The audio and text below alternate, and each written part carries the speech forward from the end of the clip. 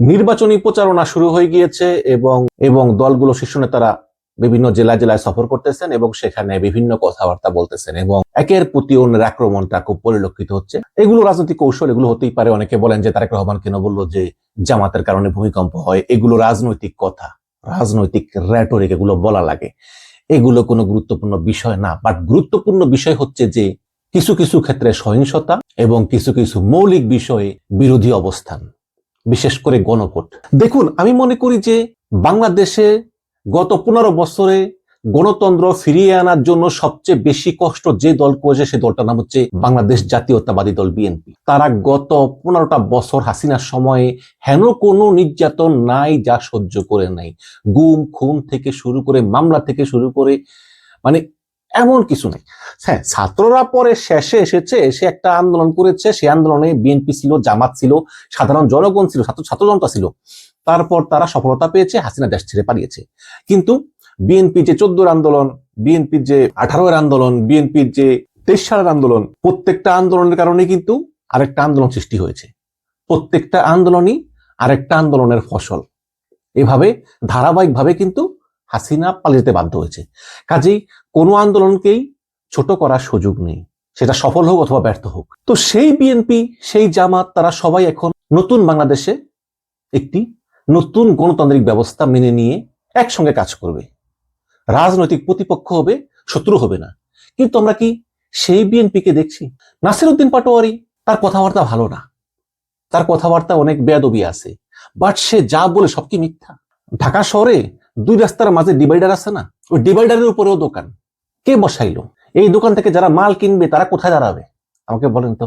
আমি অনেকে জিজ্ঞেস করেছি যে চাঁদা নেয় কারা। অনেকে কিছু বলে না, অনেকে দলের নাম বলতে চায় না, অনেকে আবার বলে যে আগে ওরা নিত এখন এরা নেয়। আমি কোনো দলের নাম বলতে চাই না। আবার অনেকে বলে যে এক সময় আওয়ামী লীগ নিত, আওয়ামী লীগ পালানোর পর এখন পর্যন্ত কেউ আসে না। তো এরকম আছে, সব তো আর মিথ্যা না। কিন্তু এগুলো কেন হবে? পরিবর্তনের বাংলাদেশে এগুলো কেন হবে?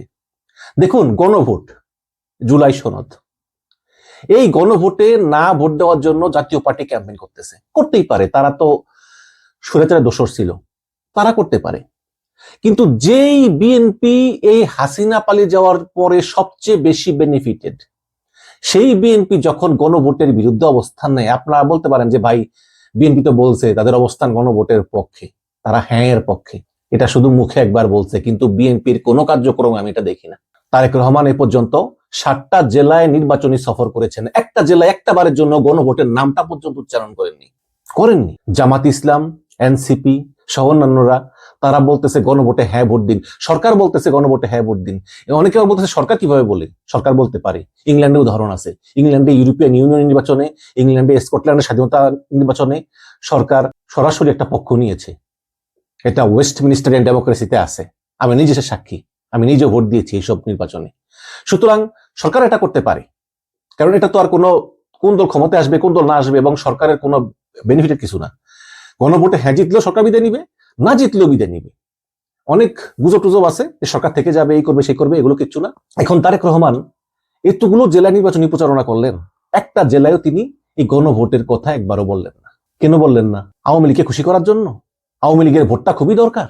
যে আওয়ামী লীগ গত 15টা বছর ধরে আপনাকে দেশে আসতে দেয় নাই, আপনার কর্মীদেরকে নির্যাতন করেছে, গুম করেছে, খুন করেছে, সে আওয়ামী লীগের ভোটের জন্য, আওয়ামী লীগ খুশি করার জন্য আপনি গণভোটের কথা মুখ দিয়ে বলতেছেন না। গণভোটে প্রধানমন্ত্রীর মেয়াদ 2 বারের বেশি না, গণভোটে দুদকের পরিচালক নিয়োগে রাষ্ট্রপতির সম্মতি লাগবে, গণভোটে রাষ্ট্রপতির ক্ষমতা বাড়ানো হয়েছে, বিভিন্ন বিষয়ে আপনারা একমত না। আমার কথা হচ্ছে যে ডক্টর ইউনূস যে সংস্কারগুলো করেছেন এগুলো তো ভালোর জন্যই। যদি এগুলো না হয় তাহলে তো হাসিনার মতো আরেকটা স্বৈরাচার জন্ম নেবে। কেন আপনারা এগুলোর বিরোধিতা করতেছেন?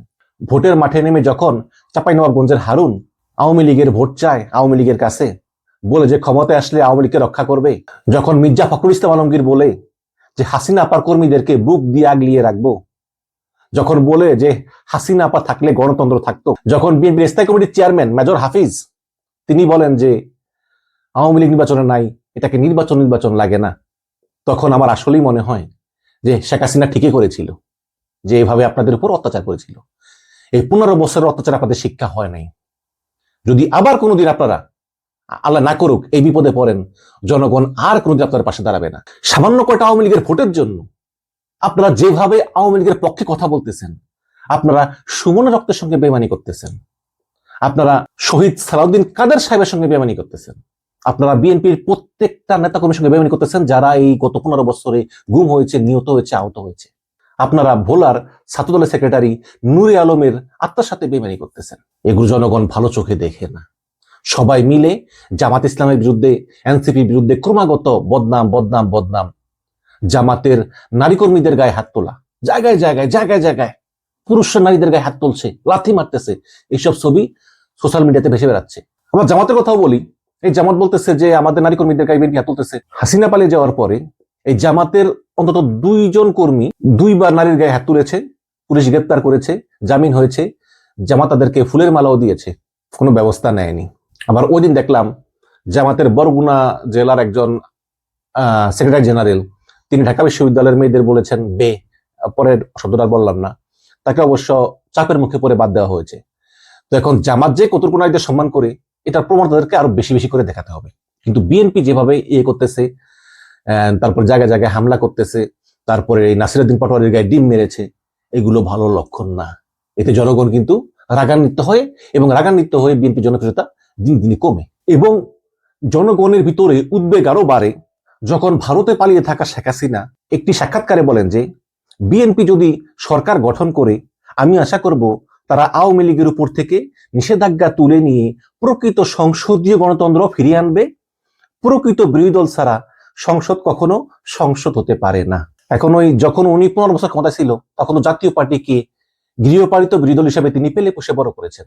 মানে আমি বুঝি নাই মহিলাকে আসলে, মানে কোন মুখে এসব কথাবার্তা বলে, এবং এগুলো বিএনপিকে বলে। কেন বিএনপিকে বলে? কারণ বিএনপির ভিতরেই তারা ওই আবার ফিরে এসে পুনর্বাসিত হয়ে একটা সময় ক্ষমতা দখল করে আবার সেই ভারতের করদ রাজ্য বানানোর চেষ্টা করবে, এবং এই বিএনপির মাধ্যমেই চেষ্টা করবে, যেটা ভারতও তাদেরকেই পরামর্শ দিয়েছে। দেখেন না, ওই যে ভারতের সাবেক হাই কমিশনার হর্ষবর্ধন শৃঙ্গলা, তিনি কি বলেছেন? তিনি বলেছেন যে যদি নির্বাচনে জামাত জিতে তাহলে বুঝবো নির্বাচনে কারচুপি হয়েছে। এই হচ্ছে গিয়ে ভারতের অবস্থা। মানে নির্বাচনে জামাত জিতলে উনি মনে করবেন কারচুপি হয়েছে, আর বিএনপি জিতলে সুষ্ঠু হয়েছে। তো এদের এই প্ল্যান তো এরা বলতেছে, এবং এই যে বলতেছে এটা কিন্তু বিএনপির জন্য ক্ষতি। বিএনপির এগুলো ডিনাই করা উচিত। বিএনপি মনে করতেছে যে আমাদের আওয়ামী লীগের ভোটটা দরকার, সুতরাং আমাদের এখন চুপ করে থাকতে হবে। কিন্তু এই চুপ করে থাকাটা কিন্তু সমাধান না। যেই দলটা গত 15 বছর ধরে চরম নির্যাতিত, যেই দলের চেয়ারম্যান, বর্তমান চেয়ারম্যান, বাধ্য হয়ে লন্ডন থাকতে হয়েছে 15টা বছর ধরে, যে দেশ ছেড়ে থাকতে হয়েছে, এত কিছুর উপরেও যদি তাদের শিক্ষা না হয়, তাহলে আমার আর কিছু বলার নেই। তারপরে কিছু কিছু গণমাধ্যম বিএনপি নির্বাচনী প্রচারণা ওপেনলি করতেছে। অনেকে বলবেন যে হয়তো তাদেরকে টাকা দিচ্ছে প্রচার করার জন্য, হইতে পারে, বাট বেশি বেশি করতেছে। যেমন একটা উদাহরণ দেখায়, ডেইলি সান। এই ডেইলি সানে তারা বিএনপির জন্য এখন পর্যন্ত কন্টেন্ট 53টা করছে, আর জামাতের জন্য মাত্র 3টা কন্টেন্ট করছে, আর মামুনুল হকের একটা, এই এসআরআর করে নেই। মানে প্রত্যেকটা মিডিয়া বিএনপি কে বেশি বেশি করে কভার করতেছে, জামাতকে কম করতেছে। সবাই মনে করতেছে যে ক্ষমতা এসে পড়বে। এখন বিএনপি লোকজনের মুখে শুনি যে এই নাসিরউদ্দিন পাটোয়ারি, নাহিদ, হাসনাত, সার্জিস, ওসমান হাদি এরা বেয়াদব। কিন্তু ভুলে যাবেন না যে এই বেয়াদব গুলোর জন্যই কিন্তু 15 বছরের স্বৈরাচার পালিয়ে যেতে বাধ্য হয়েছে। আর সঙ্গে আপনারা ছিলেন, কিন্তু ফ্রন্টে ওরা ছিল। এই বেয়াদব গুলোর কারণেই এখন পর্যন্ত আপনারা কেউ গুম হন নাই। এই বেয়াদব গুলোর কারণেই বাক স্বাধীনতা পেয়েছেন, যা খুশি তাই বলতে পারতেছেন। এই বেয়াদব গুলোর কারণেই কিন্তু বেগম জিয়া কারাগার থেকে মুক্তি পেয়েছিলেন, এবং এই বেয়াদব গুলোর কারণেই তারেক রহমান তার মায়ের জানাজায় অংশ নিতে পেরেছিলেন। এই বেয়াদব গুলোর কারণেই আমরা প্রবাসীরা প্রথমবারের মতো ভোট দিতে পারতেছি। এই বেয়াদব গুলোর কারণেই ফেব্রুয়ারি নির্বাচনে ওপেন মাইক লাগিয়া প্রচারণা করতে পারতেছি, যেটা 18 নির্বাচনে পারি নাই। কাজেই বিএনপি এবং জামাতকে আহ্বান জানাবো, সংযত হন, কথাবার্তায় সংযত হন, কাজে কর্মে সংযত হন। আজকে যেভাবে জামাতের নারী কর্মীদের প্রতি হামলা, আক্রমণ করা হচ্ছে, ঠিক একই ছাত্রলীগ কায়দায় ছাত্রলীগের পোলাপান কিন্তু বিএনপি নারী কর্মীদের উপর এভাবে হামলা করত, প্রচুর হামলা করতো। দেখেছি তো আমরা ছাত্রলীগ কি করেছে। সেই একই কায়দায় যদি এভাবে জামাতের নারী কর্মীদের উপর হামলা করা হয়, এটা কিন্তু ভালো দেখাচ্ছে না। এগুলো ফৌজদারি অপরাধ। রাজনৈতিক কর্মকাণ্ডে যুক্ত থাকা নারীদের উপর কোনোভাবেই সহিংসতা, আক্রমণ, চরিত্র হনন এগুলো কোনোভাবেই গ্রহণযোগ্য না।